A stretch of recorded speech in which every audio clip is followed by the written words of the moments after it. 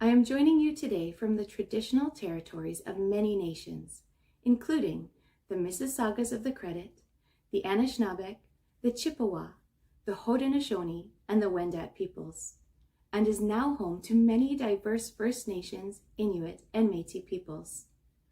I would also like to acknowledge that Toronto is covered by Treaty 13 with the Mississaugas of the Credit.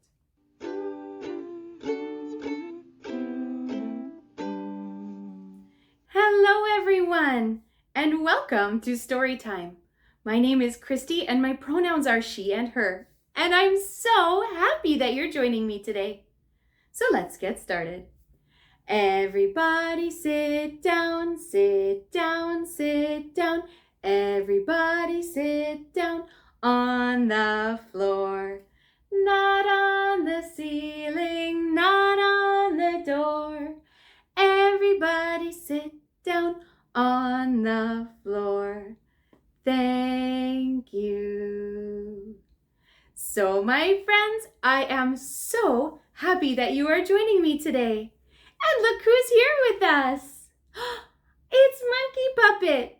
My friends, can you say hi to Monkey Puppet? Hi, Monkey Puppet. Hi, friends. Can I tell the friends about how school is going? Sure. I bet they'd love to hear about that. Well, school is fun. There are lots of toys and kids to play with. And sometimes we play inside, and sometimes we go outside. And we're making a wall of ABCs. And we can bring in pictures of things that start with different letters and stick them to the wall. And there's even a picture of me. I'm under M for Monkey Puppet.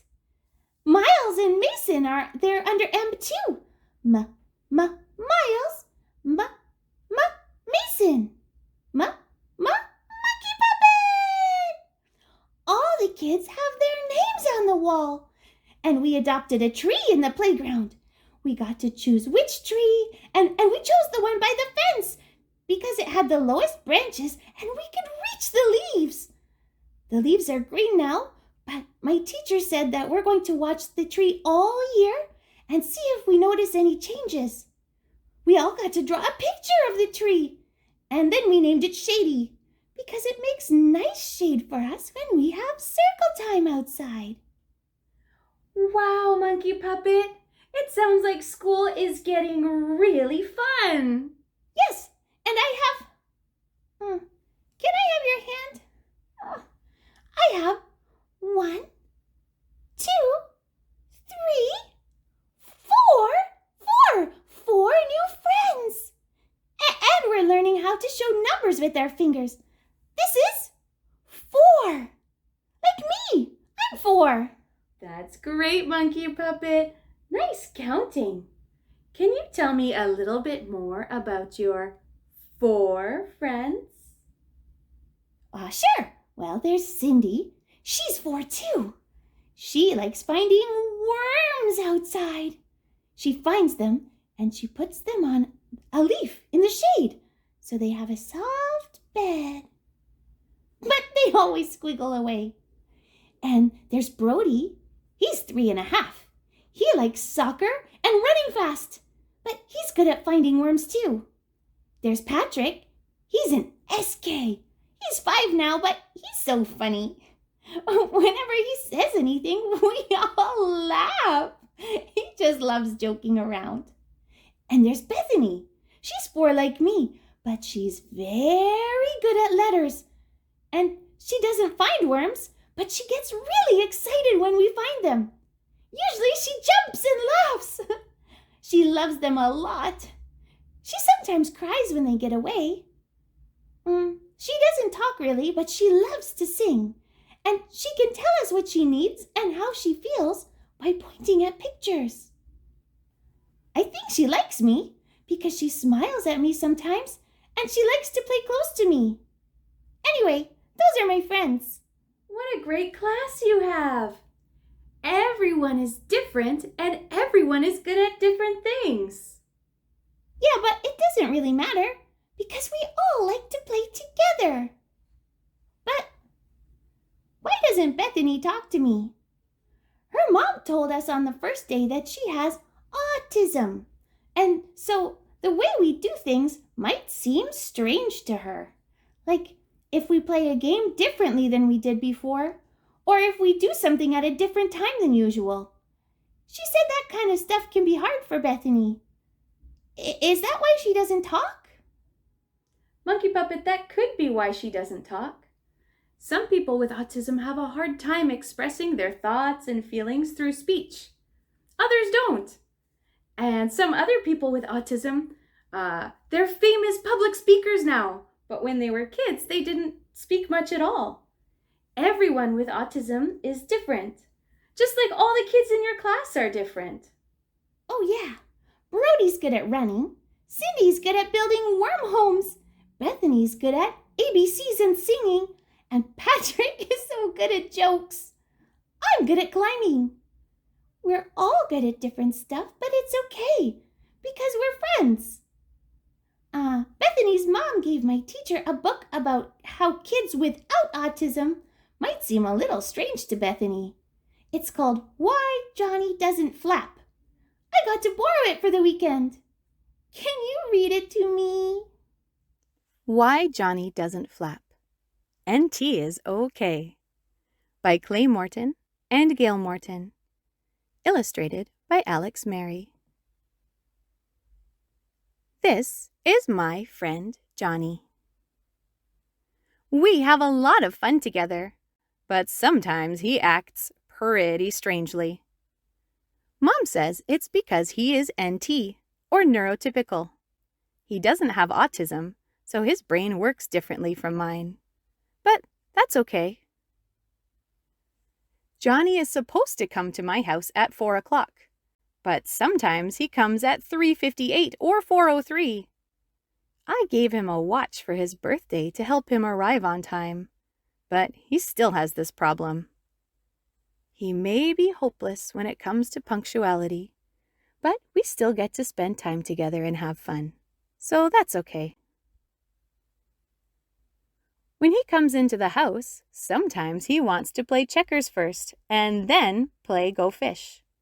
Sometimes he wants to play Go Fish first. He doesn't know how to follow the same order every time. But we still get to play all our favorite games, so that's okay. When he talks to you, Johnny looks directly into your eyes, which can make you pretty uncomfortable. He doesn't mean any harm, though. That's just the way he is. And that's okay. Johnny watches the same television shows that I do, but he never recites the opening credits word for word. In fact, I'm not even sure he has them memorized. He sure picks funny things to focus on. But that's okay. When something exciting happens, Johnny doesn't respond like you would expect. He doesn't flap his arms or jump up and down. He just moves the sides of his mouth up and slightly widens his eyes. Maybe he doesn't know much about how to express emotions. But that's okay. Johnny doesn't have a topic that he knows everything about, like World War II or dinosaurs or hydraulic forklifts. I try to share in-depth information with him, but he seems uninterested. He may never be a real expert at anything, but he is a good person, so that's okay. Johnny functions very well at school. He understands the rules and gets all of his work done. But if you ask him for basic information about the school building, like what companies manufactured the elevator, intercom, and security system, he will stare at you blankly. He understands some things, but has trouble with other things. That's true of all of us, and that's okay. Johnny never has a meltdown when disasters happen, like a fire drill or art class being canceled. He's afraid of what people might think. It seems like he's bottling his feelings up, but he just has his own way of dealing with things. And that's okay. Johnny has problems with communication. He will say that a math test was a piece of cake, when really he means that it was easy. I try to explain to him that cake has nothing to do with an easy math test, but he never seems to understand that he should say what he means. It's raining cats and dogs. I can always figure out his strange statements eventually, so that's okay. On the playground, Johnny always wants to play with other kids. He never goes off into his own world. Sometimes I wonder if he ever gets a chance to sit and think about his favorite commercials or the recorded message on the subway. Maybe he's a little too obsessed with social interaction, but that's okay. It can be pretty interesting being friends with a kid who is NT.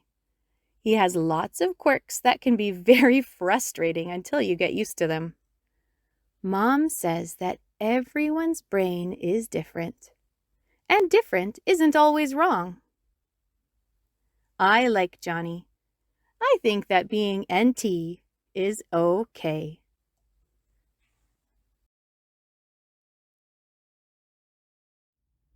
So everyone's a little different, and different isn't wrong. Yeah, like me and my friends. We're all different, and we're all right. NT is okay. Autism is okay. As long as we're nice to each other and try to understand each other, we're all okay. That sounds right to me. Is there anything else you'd like to say to the friends? Well, how about goodbye? Our story is over, it's over, it's over. Our story is over, it's time to say goodbye. Goodbye, friends. Till next time. Mwah! We are here for you. Our family support workers are experts in early child development and education. If you have any questions about your child's speech development or behavior patterns, please contact us at office@mothercraft.org to schedule a one-to-one meeting. Look for links to Toronto Speech and Language and City Kids resource navigators in the description box below.